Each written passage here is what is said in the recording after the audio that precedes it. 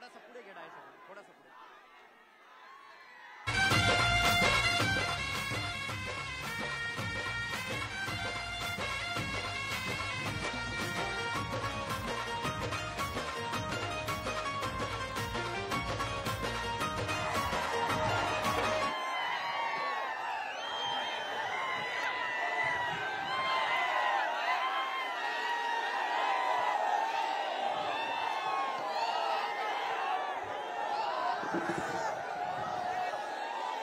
आज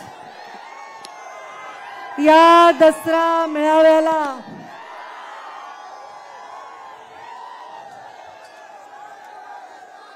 तुम्ही ठरवून आलात की मला भाषण करू द्यायचं नाही काय? मला असं वाटतं बाकीचे जे वर काना कोपऱ्यात जे लोक आहेत, जे झाडावर चढलेत, त्या टावरवर चढलेत, त्या झाडावर टावरवर हे सगळे लोक स्वतः आलेले. मी तुम्हाला आणलं का? तुम्ही जर स्वतः आला असताल, तुम्ही जर स्वतः आला असताल आणि भगवान बाबाची आणि या डोंगराची औलाद असताल तर तोंड बंद करा, तोंड बंद करा तुम्ही. आज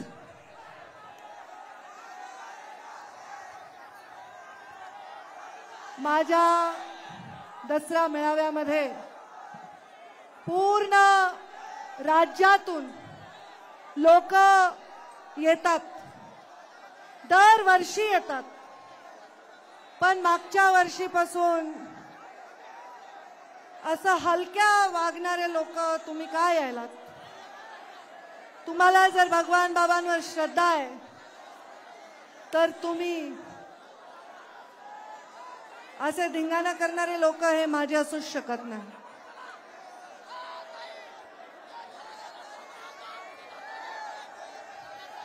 आज माझ्यासाठी, माझ्या भगवान बाबांसाठी आणि गोपीनाथ मुंडे साहेबांचा वारसा जगण्यासाठी आलेल्या प्रत्येक माणसाचं मी अत्यंत हृदयातून स्वागत करते. आणि भगवान बाबांनी सुरू केलेलं सीमोल्लंघन हे आज एवढ्या पुराच्या, अतिवृष्टीच्या, अत्यंत अडचणीच्या काळात देखील तुम्ही यशस्वी करून दाखवले. मी तुमचे मनापासून अभिनंदन करते.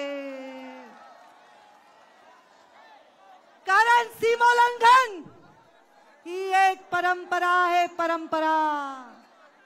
सीमोल्लंघन हा मेळावा नाही, आपला दसरा हा केवळ एक मेळावा नाही. डोंगर कपाऱ्यामध्ये कष्ट करणाऱ्या, ऊस तोडणाऱ्या, अत्यंत संघर्षाने उभे राहिलेल्या या साध्या साध्या फाटक्या माणसांचा हा कार्यक्रम आहे. मी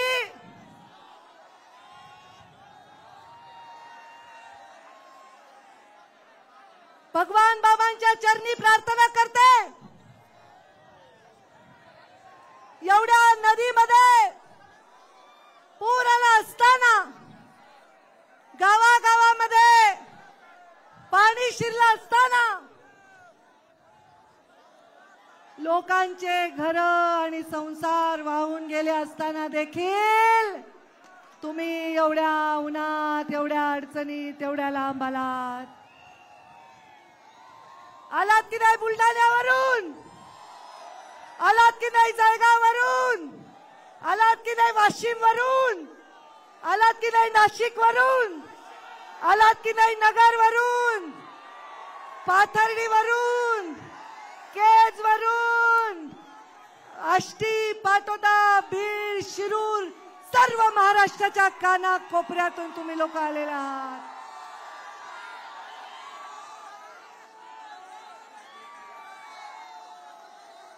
भगवान बाबांना, मुंडे साहेबांनी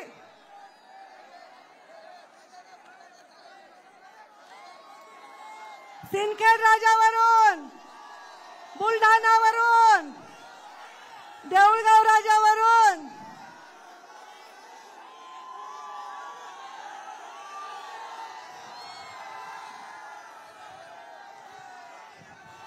मला आजच्या या परिस्थितीमध्ये एकच बोलायचंय, एकच.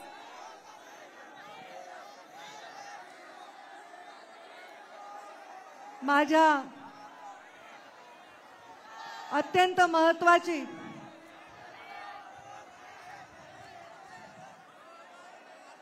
ही परंपरा, सोन्यासारखे माणसं इथे आलेत, सोनं लुटण्यासाठी आलेत. एक एक माणूस इथला, एक एक सोन्याचं नाणं खणकणारं नाणं. ते सज्जनासारखे, गरिबासारखे बसलेत, ते माझे शब्द ऐकण्यासाठी बसलेत. ते आहेत गोपीनाथ मुंडेचे आणि पंकजा मुंडेचे बहादर सैनिक. आणि हे धिंगाणा घालायला आलेले मला काही वाटत नाही. माझ्या घोषणा देऊन तुमच्या विषयीचं माझं मत बदलणार नाही. विरासत में संघर्ष मिला है, विरासत में संघर्ष मिला है तो जिद भी मिली है लड़ने के. चाहे जो भी हो, चाहे जो भी हो, डटकर आगे बढ़ने की. बदलू खुद को मैं क्यों, मैं विचारों की अटल चोटी हूं, मैं गोपीनाथ मुंडे की बेटी हूं. आज या लोकांचे संसार वाहून गेले. या गावामध्ये मी गेले, फाटके लोक बघून, त्यांचं दुःख बघून माझ्या डोळ्यामध्ये अक्षरशः अश्रू आले. घरामध्ये सुखाचा घास सुद्धा माझ्या पोटामध्ये गेला नाही. पण एक मी या भागामध्ये बघितलं, या परिस्थितीमध्ये बघितलं की जाती पातीच्या आमच्यासारख्या पुढाऱ्यांनी केलेल्या सगळ्या चाकऱ्या, सगळे जोखड गळून पडले आणि माणूस माणसाच्या मदतीला धावून आला. दाखवा बरं तुमच्या बाजूच्या माणसाचा हात, पकडा बरं, पकडा बरं, हात वर करा बरं. शेजारच्या माणसाचा हात पकडा बरं, पकडा बरं, सगळे हात वर करा. आपल्या शेजारच्या माणसाचा हात पकडा, पकडा. असा समाज आणि अशी साखळी घडवण्याची आवश्यकता आहे. असा नेता आपल्या सगळ्यांना आवश्यक आहे.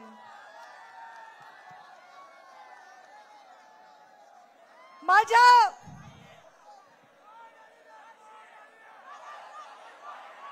या लोकांचं दुःख बघून मला ज्या वेदना झाल्या त्या शब्दात मांडू शकणार नाही. पण देवेंद्र फडणवीस राज्याचे मुख्यमंत्री यांच्या वतीने आणि केंद्रात बसलेले आमचे प्रधानमंत्री नरेंद्र मोदी यांच्या वतीने मी शब्द देते की या शेतकऱ्याला पूर्णपणे मदत करण्यासाठी सरकार त्यांच्या पाठीशी खंबीरपणे उभे आहे. कारण लोकांचं दुःख हेच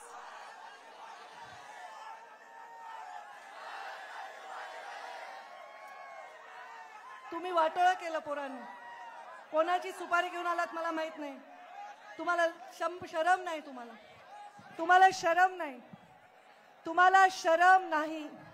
जी शरम गोपीनाथ मुंडेंच्या नजरेत होती ना, कुणाचं वाईट झालं, ती शरम माझ्या नजरेत होती ना, ती तुमच्यात दिसत नाही. मला माझ्या घोषणा देण्याने तुम्ही पवित्र होणार नाहीत. तुम्ही कशासाठी आलायत हे मला कळलंय. जो माझा दसरा भगवान गडाचा होता तो सुद्धा माझ्याहून हिरावून घेतला. आता तुम्ही पण हा हिरावून घेण्यासाठी आलायत असं वाटायला. कारण इतके वर्ष मी इथे भाषण केलं पण असा बेशिस्तपणे कोणी वागलेलं नाही, कोणी वागलेलं नाही. तुम्ही तुमच्या शुद्धीवर नाही असे माणसं मी सांभाळतच नाही. एवढ्या दुःखात शेतकऱ्यांच्या दुःखात धावून जाताना मी त्यांना वचन देते की तुम्ही सर्वजण काही चिंता करू नका, कारण जब देखती हूँ भूखे बच्चे फटे हुए कपड़ों में माँ, जब देखती हूँ भूखे बच्चे फटे हुए कपड़ों में माँ, गरीबी में तड़पता परिवार, मैं खून के आंसू रोती हूँ, मैं गोपीनाथ मुंडे की बेटी, मैं गोपीनाथ मुंडे की बेटी। मी आपल्या सर्वांना आज सांगते, नवदुर्गा 9 दिवस नवरात्र होतं का नाही? होतं का नाही? तुमच्या घरात नसेल कारण तुम्ही पथ्य पाळत नाहीत काही. आमच्या घरात आहे, कांदा लसूण नाही, नॉनव्हेज नाही, बाकी तर नाहीच नाही. कारण तुम्ही काय ग्रहण करून आला असताल तर तुम्हाला कळणारच नाही मी काय म्हणाले. माझ्या 9 दिवस नवदुर्गेची आपण पूजा केली. 9 दिवस या नवदुर्गेनी काय काय केले? चंड मुंड सारखे राक्षस न्यास्तो नाबूद केले. रक्तबीजासारखा राक्षस, महिषासुरासारखा राक्षस संपवून टाकला. आजच्या कलियुगामध्ये रक्तबीजासारखा राक्षस आता जन्माला आलाय आणि हा राक्षस शरीरात नाही, तुमच्या सगळ्यांच्या बुद्धीत जन्माला आलाय. एक रक्तबीजाच्या एका रक्ताच्या थेंबातून अनेक राक्षस होत होते, उभे राहत होते. तसं आता चुकीच्या बुद्धीतून, चुकीच्या तोंडातून, चुकीच्या निर्णयातून, चुकीच्या संदेशातून अनेक राक्षस उभे राहतात. आणि ते आहेत जातीवादाचे राक्षस, धर्मवादाचे राक्षस. एक स्त्री म्हणून राजकारण करत असताना मी दुर्गेच्या चरणी प्रार्थना करते की रक्तबीजाला जसं तू संपवलंस ती शक्ती आम्हाला दे. आणि हा जे जाती पातीच्या धर्माच्या भिंती तयार झाल्यात ते राक्षस नेस्तो नाबूद करण्याची शक्ती. जेव्हा नदीला पूर आला, जेव्हा लोकांच्या घरात पाणी गेलं, मी पाहिलेलं आहे कधी कधी आपत्तीमध्ये इष्टापत्ती असते. एका गरीब माझ्या बौद्ध समाजाच्या माणसाच्या घरात पाणी आलं तर त्याच्यासाठी आमच्या मजारा समाजाचा माणूस त्याच्यासाठी राशन घेऊन गेलेला. एका गरीब कैकाऱ्याच्या घरी पाणी गेलं तर आमच्या गावातले 12 बलुतेदार त्याच्यासाठी राशन घेऊन गेलेत, भांडे घेऊन गेलेत, त्यांना पांघरायला घोंगडी दिली, कंबळ दिलं, काय नाही केलं. आज मला जातीपातीच्या भिंती गळून पडताना दिसून खूप आनंद झालेला. आणि मला इच्छा आहे की भविष्यामध्ये जातींना एकत्र गुंतण्याचा धागा बनण्याचं काम हे आपल्याकडून झालं पाहिजे, हे आपल्याकडून झालं पाहिजे. आज भगवान बाबा काय म्हणायचे माहिती का? काय म्हणायचे भगवान बाबा? 1 एकर रान विका पण शिका म्हणायचे का नाही? तुम्ही शिकलेच वाटत नाही मला, तुम्ही शिकलेले वाटत नाहीत मला. 1 एकर रान विका पण शिका भगवान बाबा म्हणायचे. पंकजा गोपीनाथ मुंडे, माझ्यावर प्रेम करणाऱ्या, मुंडे साहेबांवर प्रेम करणाऱ्या, भगवान बाबांवर खरी श्रद्धा बाळगणाऱ्या लोकांना मी आवाहन करत आहे की 2 घास कमी खा पण स्वाभिमानाने राहा.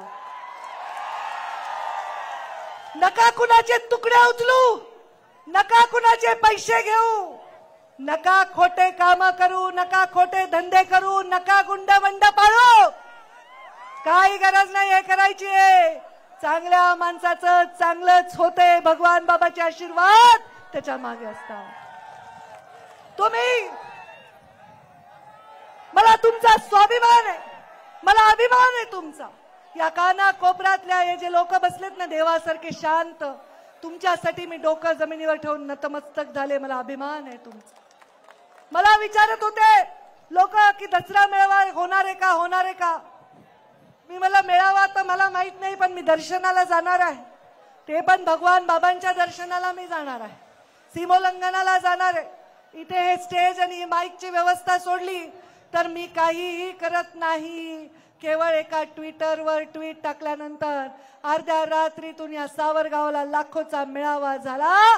ते खरे भगवान बाबांचे भक्त, ते खरे भगवान बाबांचा आदर्श. ते खरे भगवान बाबांच्या चरित्राचा आदर करतायत. अरे भगवान बाबांनी किती यातना भोगल्या ए भगवान बाबांनी, काही माहिती का तुम्हाला अक्कल? अरे स्वतःला खरं सिद्ध करण्यासाठी, स्वतःचं चारित्र्य सिद्ध करण्यासाठी स्वतःला असंख्य वेदना करून स्वतःचं अंग कापून टाकलं. त्या भगवान बाबाच्या समोर नतमस्तक झाल्याशिवाय राहायला नाही पाहिजे. त्यांनी, माझ्या बाबांनी भगवानगडावर दसरा मेळाव्याला जायचे. माझे बाबा भगवानगडावर दसरा मेळाव्याला जात असताना एकदा मला गडाच्या पायथ्याशी मेळावा घ्यावा लागला आणि मग रात्रीतून मी इथे आले. 11 वर्ष अत्यंत अभिमान वाटेल अशी ही यात्रा होती. एखादा रेकॉर्ड मी मोडला तर पुढचा रेकॉर्ड तयार करण्यासाठी मी काम करत असते. आज मी आपल्या सगळ्यांना सांगते, भगवान बाबांचं जे करायचं होतं ते मी केलं. हे सावरगाव ओळखीतच नव्हतं, लोकांना माहित नव्हतं. हे माझं सावरगाव, माझ्या भगवान बाबांचं जन्मगाव. इथे भगवान बाबांची इतकी सुंदर मोठी मूर्ती मी उभा केली. माझ्या एकटीने हे केलेलं नाही, माझ्या कार्यकर्त्यांनी हे केलेलं आहे. माझ्यावर, मुंडे साहेबांवर, भगवान बाबांवर श्रद्धा असणाऱ्यांनी हे केलंय. कुणाचा रुपया घेतला नाही, कुणाची टक्केवारी घेतली नाही, कुणाचा चहाची मिंदी नाही, पण हे भगवान बाबांचं तिथे गोपीनाथ मुंडेंचं एवढं भव्य स्मारक उभं केलं. सरकारी मदतीतून हे झालेलं स्मारक नाही आहे, या ऊस तोडणाऱ्यांच्या घामातून तयार झालेलं हे स्मारक. या स्मारकावर मी आपल्या सर्वांच्या उपस्थितीमध्ये एवढी शपथ घेईन की मुंडे साहेबांनी जो मला वसा दिलाय, तो वारसा दिलाय, तो वसा आणि वारसा मी कधीही कधीही कधीही खाली मान घालायला तुम्हाला लावणार नाही. सत्तेत बसले असेल किंवा विपक्षात असेल, सत्तेच्या खुर्चीवर नाही, सामान्य माणसाच्या अगदी जमिनीवर बसलेली असेल, सामान्य माणसाचं हित हे माझ्या मनापासून कधीही दूर जाणार नाही. पंकजा मुंडे, गोपीनाथ मुंडेंचा वारसा चालवत असताना प्रत्येक जाती पातीच्या 18 पगड जातीच्या माणसासाठी लढणार आहे. काल आमचा बोराडे धनगर आरक्षणासाठी तिथे बसला. 2 दिवस तुमची बहीण तिथे त्याच्यासाठी बसून राहिली, त्याच्या तब्येतीची काळजी. गोपीनाथ मुंडे साहेबांनी मराठा आरक्षणाला समर्थन दिलं होतं, तेच आपणही मराठा आरक्षणाला समर्थन दिलंय. मराठा आरक्षणाला विरोध मुंडे साहेबांनी केला नाही, पण आमच्या लेकराच्या ताटातलं घेऊ नका एवढीच आम्ही विनंती केली. माझ्या मंचावर उपस्थित असणारे निवडून आलेल्या माणसाच्या प्रचारासाठी गेले, त्याची कधी जात पाहिली नाही. जात पाहिली ती फक्त आणि फक्त माणसाची जात पाहिली. माणसाची जात पाहिली कारण मी शिकलेच नाहीये जात पाहणं, मी शिकलेच नाहीये भेदभाव करणं, कारण भगवान बाबांनी ते शिकवलं नाही, माझ्या बाबांनी ते शिकवलं नाही. जात पात कहाँ मानी है मैंने, धर्म कहाँ है माना, इंसानियत ही मेरी जात है, मानवता ही मेरा धर्म, यही दिखाना. म्हणून तोड़ना लोगों के बीच की दीवार ये मोटी मोटी, चाहती हूं मैं मुंडे साहब की बेटी हूं, मैं मुंडे साहब की बेटी. आपल्या सर्वांनी जे आलेले आहेत, वर्षानुवर्ष परंपरा राखली आहे, त्यांचे हात जोडून मी आभार मानते की तुम्ही देवासारखे आलात, संतांसारखे आलात, भगवान बाबांच्या रूपाने माझ्या समोर आलात. खरं सांगते, मी तुमचं दर्शन घेण्यासाठी आले. मला या सभेचा मोह नाही, या सभेवरून माझे विषय मांडण्याचा मोह नाही. माझा मोह एवढाच आहे की माझा समाज भुकेलेला आहे. महामानव बाबासाहेब आंबेडकर आणि महात्मा गांधी, आज त्यांची जयंती आहे. महात्मा गांधींना वंदन करते. महामानव बाबासाहेब आंबेडकर आणि महात्मा गांधींचा एक प्रसंग वाचनात आलाय, सत्य असावा असं गृहीत धरून सांगते की ते दोघं एका रूम मध्ये होते आणि महात्मा गांधी वेळेवर झोपले होते आणि बाबासाहेब आंबेडकर मात्र रात्रभर जागे होते. महामानव बाबासाहेब आंबेडकरांना महात्मा गांधींनी विचारलं, का रे बाबा रात्रभर तुम्ही का नाही झोपला? त्यांनी सांगितलं, माझा समाज झोपला आहे म्हणून मला झोप येत नाही. तुमच्या डोळ्यामधले अश्रू बघून मला झोप येत नाही, तुमचा संघर्ष बनवून मला झोप येत नाही. माझ्या प्रीतमनी रेल्वे आणली बीड जिल्ह्यामध्ये आणि आता मी पाणी आणल्याशिवाय मला झोप येणार नाही. सत्ता हो या विपक्ष, मैंने सच हमेशा कहा. सत्ता हो या विपक्ष, सच को सच मैंने कहा है. ताकत होकर भी सिर्फ सेवा ही दिखाया मजबूर जहां है. सत्ता हो या विपक्ष, सच को मैंने सच कहा है. ताकत होकर भी सिर्फ सेवा ही की है जहां दिखा मजबूर जहां है. समाज मेरा भूखा है, मैं चैन से कहा सोती हूँ. मैं गोपीनाथ मुंडे की बेटी हूँ. आपल्या आलेल्या सर्व सज्जनांचे आभार, सर्व सोज्वळ लोकांचे आभार आणि आपल्या सर्वांना माझा मानाचा जय भगवान.